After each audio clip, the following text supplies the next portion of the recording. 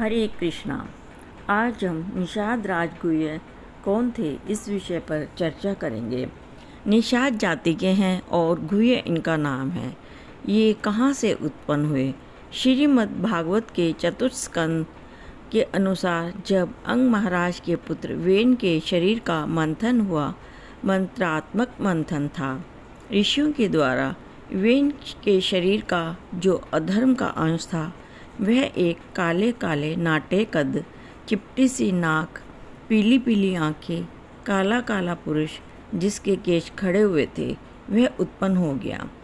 वह राजा के शरीर से उत्पन्न अधर्म था, पापांश था। ऋषियों ने कहा निषिद्ध। वह हाथ जोड़कर खड़ा था, आज्ञा दे भगवान। ऋषियों ने कहा निषिद्ध, बैठ जाओ। उसने बड़ी श्रद्धा से जितने भी ऋषि खड़े थे सबको साष्टांग प्रणाम किया और फिर बड़ी विनम्रता से बैठ गया। उसके इस विनम्र व्यवहार से ऋषि इतने संतुष्ट हो गए।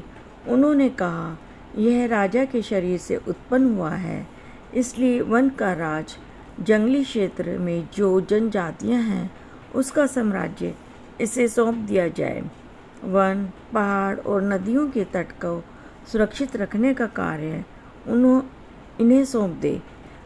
उसके विनम्र व्यवहार से प्रसन्न होकर ऋषियों ने आशीर्वाद दिया, तेरे कुल में एक ऐसा महान भक्त उत्पन्न होगा जिसके उत्पन्न होते ही तुम्हारी सैकड़ों पीढ़ियां तर जाएंगी। यद्यपि जंगल में रहने वाले निषाद हिंसाजीवी होते हैं, हिंसा ही इनकी जीविका है, लेकिन इस निषाद कुल में गुह्य जैसे महान भक्त उत्पन्न होगा। स्कंद पुराण में जो सत्यनारायण कथा है उसका जो लकड़हारा था वही निषाद राज गुह्य थे।